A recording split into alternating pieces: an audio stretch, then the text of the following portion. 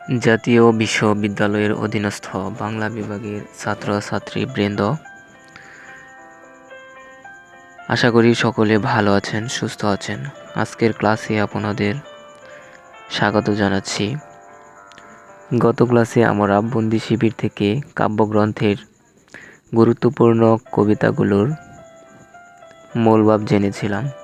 তারই ধারাবাহিকতায় আজকে আমরা বন্দি শিবির থেকে এই কাব্যের শিল্প সাফল্য আলোচনা করব, অর্থাৎ বিষয় ভাবনা নিয়ে আলোচনা করব।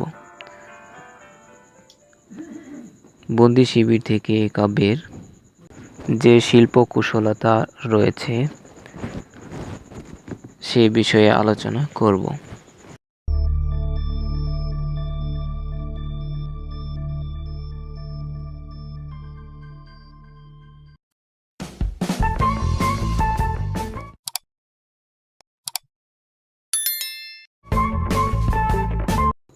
বাংলাদেশের কবিতাকে যারা নানা দিক থেকে সমৃদ্ধশালী করার চেষ্টা করেছিলেন তাদের মধ্যে শামসুর রহমানের অবদান অনন্য ও অনস্বীকার্য। তিনি বাংলাদেশের সচেতন ও নাগরিক কবি। তার কাব্যের বেশ কিছু কবিতার আলোচ্য বিষয় হচ্ছে মুক্তিযুদ্ধ। কবি শামসুর রহমান নাগরিক কবি উপাধিতে ভূষিত। তার বচনভঙ্গি, প্রতিভা ও নগর জীবনের স্বপ্ন ও বাস্তবতার ভেতর থেকে এসেছে।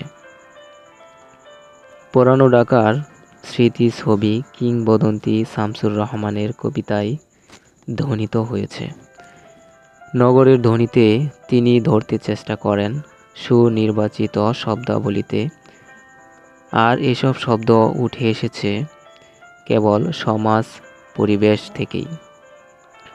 প্রধানত গদ্য ভঙ্গিতে তৎসম শব্দের পাশাপাশি নির্ভেজাল ইংরেজি শব্দের মিশেল দিয়ে তিনি তৈরি করে নেন তার কবিতার নিজস্ব ভাষা, যে ভাষায় নগর জীবনের দৈন্য সংকট, জীবনের চালচিত্র উঠে আসে।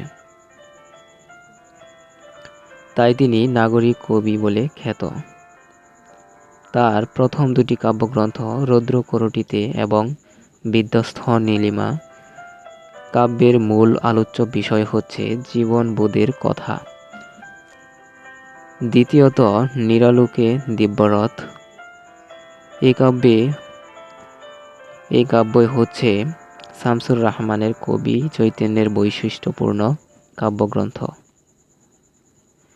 শামসুর রহমানের বিশেষত্ব হচ্ছে এসব ঘটনাকে তিনি কবিতা করে তুলতে পেরেছিলেন। বলা যায় তার কবিতা সমকালীন সমাজ বাস্তবতার দলিল। সচেতন শিল্পী শামসুর রহমান বাংলার কোটি জনতার সাথে কণ্ঠ মিলিয়ে তিনিও স্বাধীনতা প্রত্যাশী। তার প্রত্যাশী ব্যক্ত হয়েছে স্বাধীনতা বিষয়ক শ্রেষ্ঠ দুই কবিতায়, স্বাধীনতা তুমি আর স্বাধীনতা তুমি আসবে বলে। এই দুই কবিতাদ্বয়ে কবি বাংলার বিভিন্ন মানুষের সাথে তাল মিলিয়ে একই সুর গেঁথেছেন। স্বাধীনতা তুমি রবি ঠাকুরের অজর কবিতা, অবিনাশী গান। স্বাধীনতা তুমি কাজী নজরুলের জাকরা চুলের বাবরি দোলানো, মহান পুরুষ সৃষ্টি সুখের উল্লাসে কাঁপা। স্বাধীনতা তুমি শহীদ মিনারে অমর 21শে ফেব্রুয়ারির উজ্জ্বল সভা। স্বাধীনতার জন্য বাংলাদেশ কিভাবে একটি ধ্বংসস্তূপে পরিণত হয়েছে, স্বাধীনতা আনতে এদেশের নারী কিভাবে তার স্বামী সংসার হারিয়েছে, স্বাধীনতা কিভাবে পিতার বুক হতে সন্তানকে কেড়ে নিয়েছে, তার রক্তাক্ত দলিল তোমাকে পাবার জন্য হে স্বাধীনতা কবিতায়। তোমাকে পাবার জন্য হে স্বাধীনতা আর কত ভাসতে হবে রক্ত গঙ্গায়। তোমাকে পাওয়ার জন্য হে স্বাধীনতা আর কতবার দেখতে হবে খণ্ডবদাহ। যুদ্ধকালীন সময়ে বাঙালি যে অবিচারের অত্যাচারের শিকার হয়েছে, কবি সেই ভয়াল দিনের চিত্র ফুটে তুলেছেন তুমি আসবে বলে হে স্বাধীনতা এই কবিতায়। তুমি আসবে বলে হে স্বাধীনতা কবিতায়। তুমি আসবে বলে হে স্বাধীনতা, শহরের বুকে জলপাই রঙের ট্যাং এলো দানবের মতো চিৎকার করতে করতে। তুমি আসবে বলে হে স্বাধীনতা, ছাত্রাবাস বস্তি উজাড় হলো। তুমি আসবে বলে হে স্বাধীনতা, সকিনা বিবির কপাল ভাঙল। শীতের সিঁদুর মুছে গেল হরিদাসীর। স্বাধীনতা তুমি কবিতায় উপমায় ভরা, যে উপমাগুলো কবির প্রাণের সাথে মনের। স্বাধীনতা তুমি কবি শামসুর রহমান যে উপমাগুলো প্রয়োগ করেছেন, রবি ঠাকুরের অজর কবিতা, অবিনাশী গান, কাজী নজরুলের জাকরা চুলের বাবরি দোলানো মহান পুরুষ, শহীদ মিনারে অমর ২১শে ফেব্রুয়ারির উজ্জ্বল সভা, ফসলের মাঠে কৃষকের হাসি এবং উঠানে ছড়ানো মায়ের শুভ্র শরীর কাঁপন। এছাড়াও শামসুর রহমান তার কাব্যে রূপ দিয়েছেন চিত্রকল্প, যেমন তুমি আসবে বলে হে স্বাধীনতা, অবুঝ শিশু হামাগুড়ি দিল পিতামাতার লাশের উপর। এছাড়াও তিনি উপমায় গড়ে তুলেছেন তার কাব্য, গোড়ার নলের মতো চাঁদ ঝুলে আছে আকাশের বিশাল কপাটে। আমরা অনুপ্রাসের দিকে লক্ষ্য করি, যেমন কাটায় প্রহর একা গড়ে আর তুমি দেশান্তরে, মাথার ভেতর জোরে মেঘ উড়ে। মাত্রাবৃত্ত ছন্দে রচনা করেন তার বিভিন্ন কবিতা।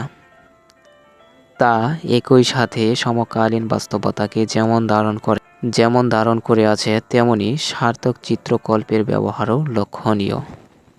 মাত্রাবৃত্ত ছন্দে রচনা করেন, যেমন স্বাধীনতা তুমি, এখানে আপনারা দেখতে পাচ্ছেন ৬ মাত্রা, স্বাধীনতা তুমি ৬ মাত্রা। তারপর দ্বিতীয় লাইনে রবি ঠাকুরের অজর কবিতা, অবিনাশী গান, এই লাইনটিতে বা বাক্যটিতে ৩টি পর্ব রয়েছে, অর্থাৎ এই পঙ্গক্তিটিতে 3টি পর্ব রয়েছে। রবি ঠাকুরের অজর কবিতা, অবিনাশী গান, প্রতিটা পর্বে ৬ মাত্রা করে রয়েছে। আর আমরা জানি মাত্রাবৃত্ত ছন্দে ৬ মাত্রা হয়ে থাকে। স্বরবৃত্ত, মাত্রাবৃত্ত ছাড়াও পয়ারে, ভাঙা পয়ারে, এমনকি গদ্য ছন্দে রচিত অনেক কবিতা স্পর্শ করেছে উপজীব্য সামাজিক সচেতনতা। ফলে শামসুর রহমান নাগরিক কবি হিসেবে পরিচিত। কবি শামসুর রহমান আমাদের কবি বাসরে স্বরগ্রামে উচ্চকিত এক নাম। ধন্যবাদ সবাইকে। পরবর্তী ক্লাসে আমরা কবি আহসান হাবীবের রাত্রি শেষ কাব্যগ্রন্থের গুরুত্বপূর্ণ কিছু কবিতার মূল ভাব জানব, সেই সাথে রাত্রি শেষ কাব্যের শিল্প মূল্য বা শিল্পকুশলতা নিয়ে আলোচনা করব। সে পর্যন্ত ভালো থাকবেন, সুস্থ থাকবেন। পরবর্তী ক্লাসের আমন্ত্রণ জানিয়ে আজকের মতো এখানেই বিদায় নিচ্ছি। আল্লাহ হাফেজ।